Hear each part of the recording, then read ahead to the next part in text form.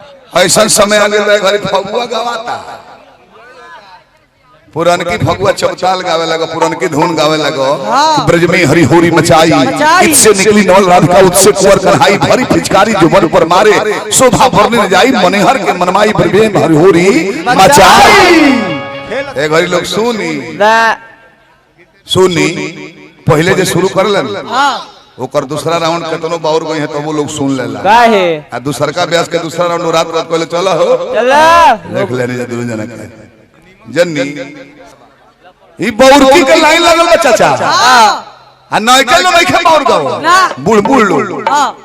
16 साल पहले राधे सप्तम से नया मार्केट में ले तो का फगो गो ब्रज में हरी होली मचाई ना तारी पी के गाड़ी के चला आ मोबिल सोया पबीरा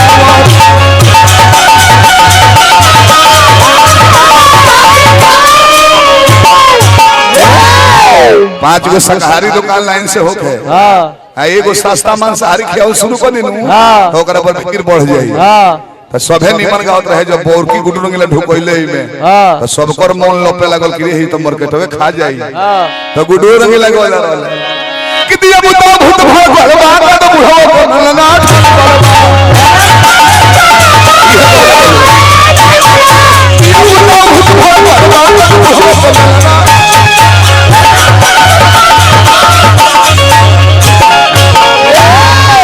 दू जना गोले तले विष्णु ओझा के मार्केट हो रहे तो जानले कि अब तो ले बीती है हमरा के त विष्णु ओझा पीछे ना भइले भैया वो गोले कि बजरंग बोली होली में मोर काम पैसा चली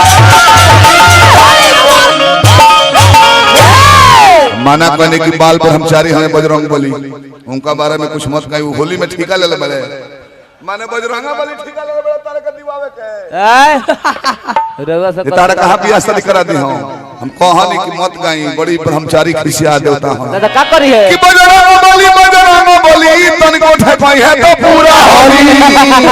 गादावा तो छोड़ ले रहले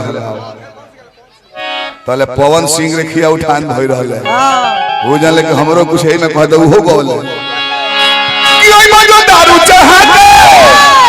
सयराती के मुंह महका दे तो हम सुत जाई हो पाछा से सटा सुत जाई हो पाछा से पाछा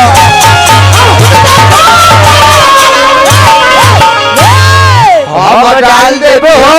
पाछा से काछा हटा के अच्छा रो निमन तू का जल्ला अब भाई लंगड़ आदमी केहू हम खड़ा बानी तो भाव करे के बाद अलगे से करती लगली हल लड़ावे तो हम जन है कि ढाह दी तो बिचली अंगुरी के प्रयोग थोड़ा सा कर दी बहुत गईली समय पर दवाई न दे तो गिरन दे हम ढाह दिए दिन में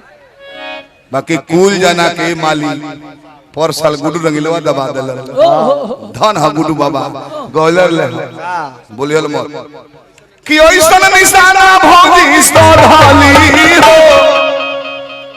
रंगवा डालत ते कपोदली बताई हाथना जब स्टार लो हसन से गीत गावता तनी मन का व्यास लगे के सुनी जब सारा रंगीने को देले बलू तो व्यासन में थोड़ी दोष बा लोग कहता कि व्यासवा अश्लील गावता रे सो तू अश्लील ना तो निमन सुनबो तो सब है गावो तो हम हूं गवनी एगो होलिया में चोलिया के नसलू अरे कौन डलस रे प्यार हमरा से रंग दूसरा से डलोलू हम तभी तो होलिया में चोलिया के नसलू है बोलो के करा से फसलू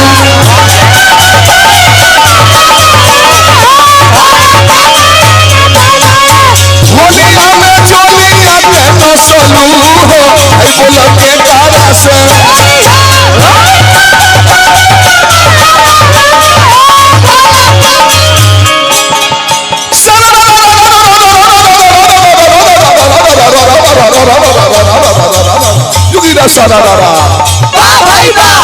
फागुन में छूटल वाला जसरो भाई लाजा सरो